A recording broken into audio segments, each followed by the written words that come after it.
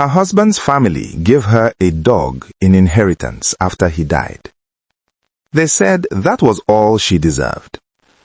They laughed while handing over the rope. They thought it was the perfect insult. But they had no idea that the same dog would soon lead her to something unbelievable. And when the truth came out, the entire family would regret what they had done. But that part of the story comes later, because everything began long before the dog, long before the cruelty, long before the betrayal. It began with a happy home. Adanna still remembered the first day she met Obinna. He had a quiet smile and kind eyes that made people trust him instantly. He was not just a successful man, he was gentle, and that was rare. Their love story moved quickly. Within a year, they were married. Not long after that, their daughter, Chiamaka, was born. Their house was always full of laughter. Neighbors often said their home felt warm. Obinna worked hard every day, but he always returned before dinner. That was his rule. No matter how busy work became, he would sit at the table with his wife and daughter. They would talk about simple things, school stories, small jokes, plans for the weekend. Chiamaka loved those evenings. Sometimes she would climb onto her father's lap and refuse to leave. Obinna would pretend to complain, but his smile always gave him away. Adanna would watch them quietly, her heart full. She believed life would always stay this way. But life rarely warns you before it changes. And slowly, small things began to feel different. At first, it was easy to ignore. Adanna noticed the change in Obinna before anyone else. At first, it was very small. So small that another person might not notice. But a wife always knows. One evening, Obinna pushed his plate away before finishing his food. Adanna looked at the plate.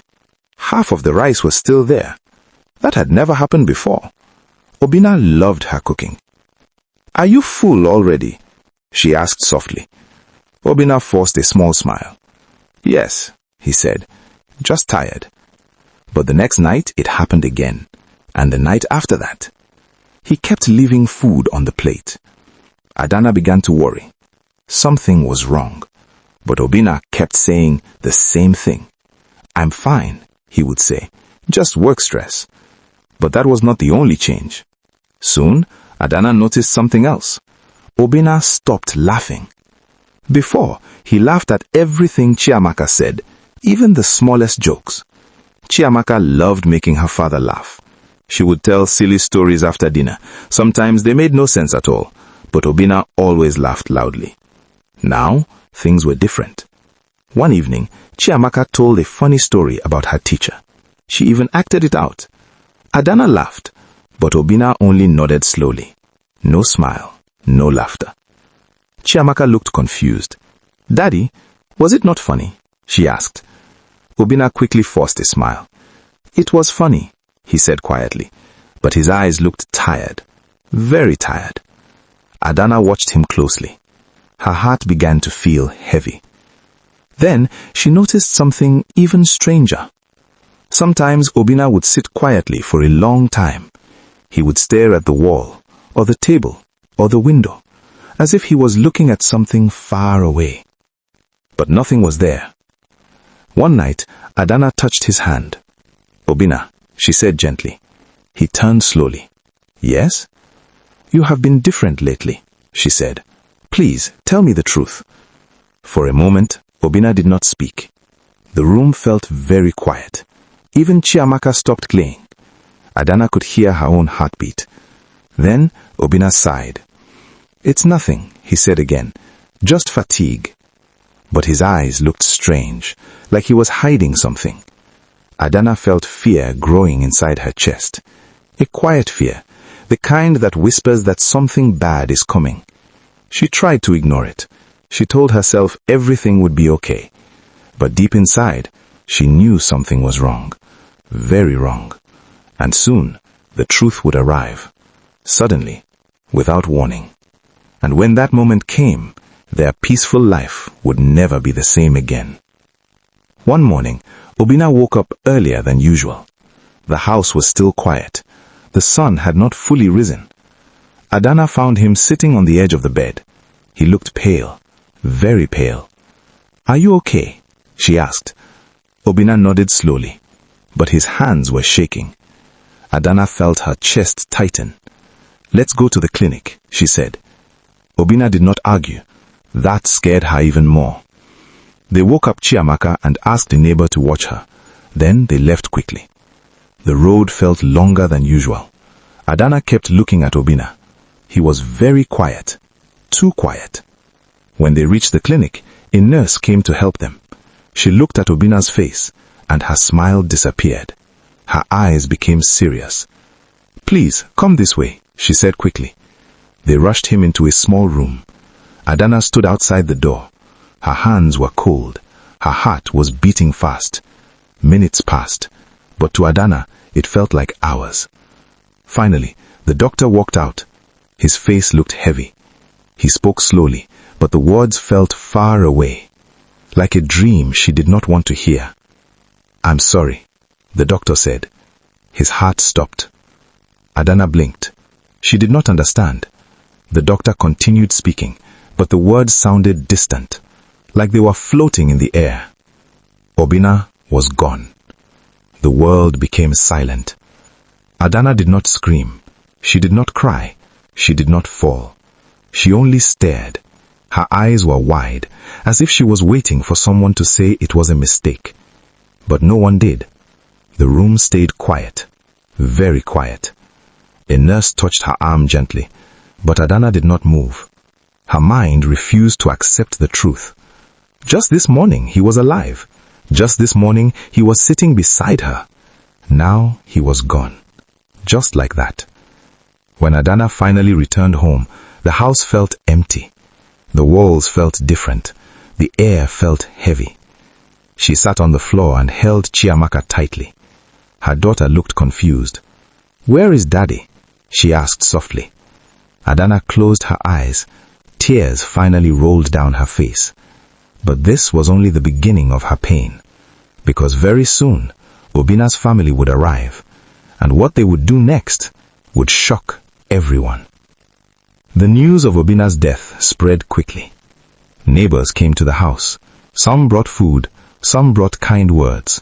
The house was full of quiet voices and sad faces.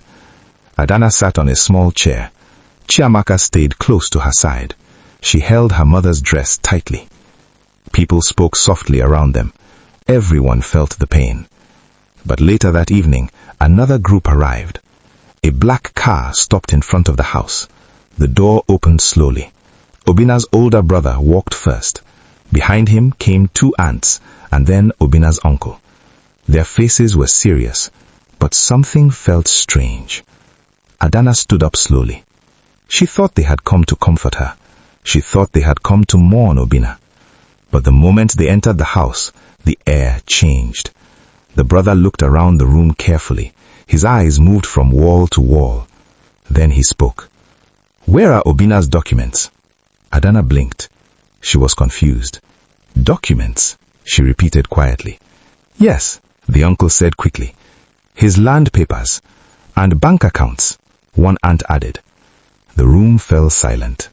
Adanna felt her heart sink. She expected hugs. She expected kind words. But instead, they were asking about property. The brother walked towards the bedroom. He opened the door without asking. Adanna watched in shock. Another aunt followed him. They began opening drawers, looking through papers, checking cupboards, as if they owned the house. Neighbors began to whisper. Something was not right. Adanna stood frozen in the middle of the room. "Please," she said softly, "this is not the time." But no one listened. The uncle turned towards her. "You do not understand. Everything Obinna owned belongs to the family." Adanna felt tears burning in her eyes. "But I am his wife, and Chiamaka is his daughter." The brother laughed coldly. "That does not change tradition." The words hit Adanna like a stone. Soon they began listing things. The house, the car, the furniture, even the television. They spoke as if Adanna was not even there. Neighbors watched in shock. But the cruelty was not finished, because what Obia's family would do next would humiliate Adanna in a way no one expected. And when they finally gave her her inheritance, everyone in the room would gasp. The house became very quiet, but the silence did not last long. Obinna's brother clapped his hands once. "Let's begin," he said. The words sounded cold, very cold. Then the family started moving around the house. They walked through the rooms like inspectors. Nothing escaped their eyes. The uncle opened every cupboard. The aunts checked every shelf. The brother wrote things down in a small notebook. Adanna stood still. She could not believe what she was seeing. It felt like strangers had entered her home. The uncle pointed at the television. "Take that," he said. Two young men who came with them lifted it quickly. They carried it outside. Chiamaka watched with wide eyes. "Mommy, why are they taking our TV?" she whispered. Adanna had no answer. Soon, they moved to the living room. The large sofa was next. 4 men pushed it toward the door. The wooden table followed, then the chairs. Neighbors gathered outside the house. They watched in silence. Some shook their heads, but no one dared to stop the family. Inside the house, the aunts entered the bedroom. They opened the wardrobe. They pulled out Obinna's clothes. They packed them into big bags. Even his shoes, even his watch. Nothing was left behind. Adanna felt tears running down her cheeks. But she did not shout. She did not fight. She only held Chiamaka close. The brother walked back into the room. His eyes looked around again. Then he pointed at the refrigerator. "Take that too." 2 men unplugged it. They dragged it slowly across the floor. The sound scraped through the house. It felt painful to hear. Soon, the house looked empty. The walls looked bare. The rooms looked cold. The uncle wiped his hands proudly. "Good," he said. "Everything important is taken." Adanna looked around slowly. The home she shared with Obinna was gone. Just like that. But the cruelty was still not finished. The brother walked outside for a moment. Then he returned, holding a rope. At the end of the rope, a brown dog stood quietly. Its tail moved slowly. Some neighbors leaned forward. They were confused. The brother placed the rope in Adanna's hand. He smiled, a cruel smile. "This," he said loudly, "is your inheritance." The room fell silent. But no one knew yet that the same dog would soon change everything.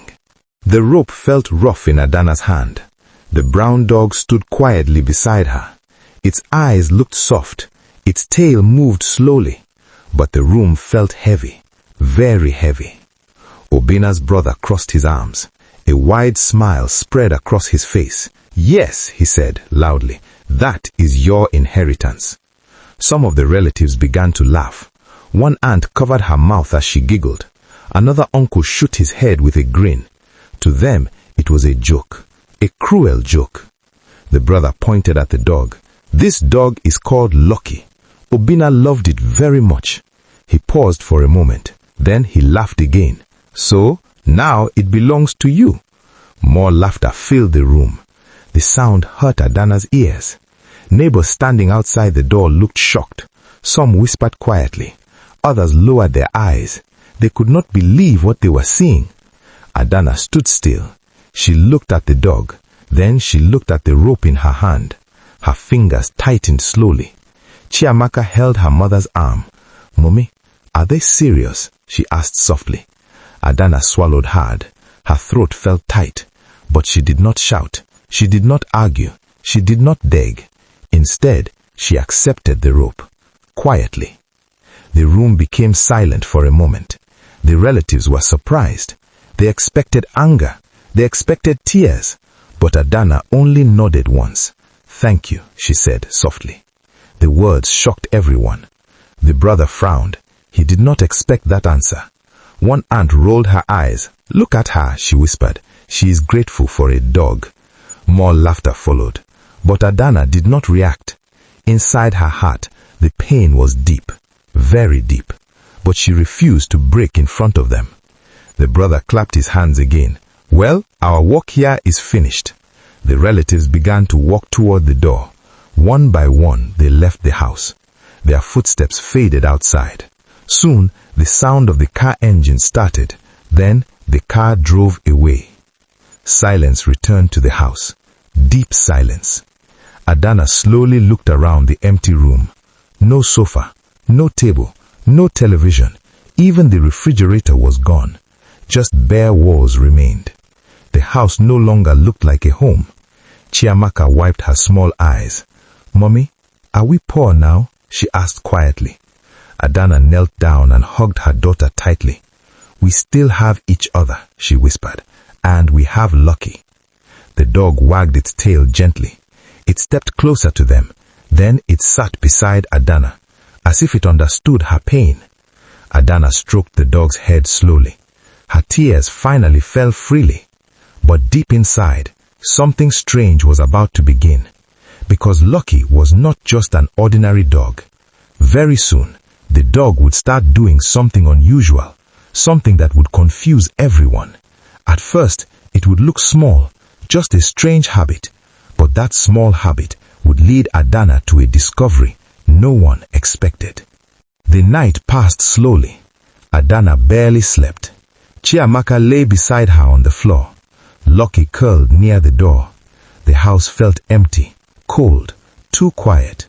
Every corner reminded Adanna of Obinna. His chair was gone. His shoes were gone. Even the sound of his laughter was gone.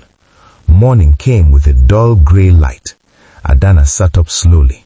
Her back hurt from sleeping on the floor. Chiamaka rubbed her sleepy eyes. "Mommy, I'm hungry," she said softly. Adanna looked toward the kitchen. Then she remembered. The refrigerator was gone. Almost everything was gone. Her heart felt heavy, but she stood up anyway. She found a small piece of bread in a cupboard. It was the only food left. She broke it into 2 pieces, one for Chiamaka, one small piece for Lucky. She did not eat anything. But before they could finish, loud voices came from outside. A car stopped in front of the house. Adanna's stomach tightened. She already knew who it was. The door opened. Obinna's brother walked in again. 2 men followed him. They looked serious, very serious.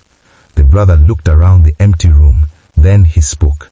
"You are still here," he said coldly. Adanna stood slowly. "This is my home," she said quietly. The brother did not care.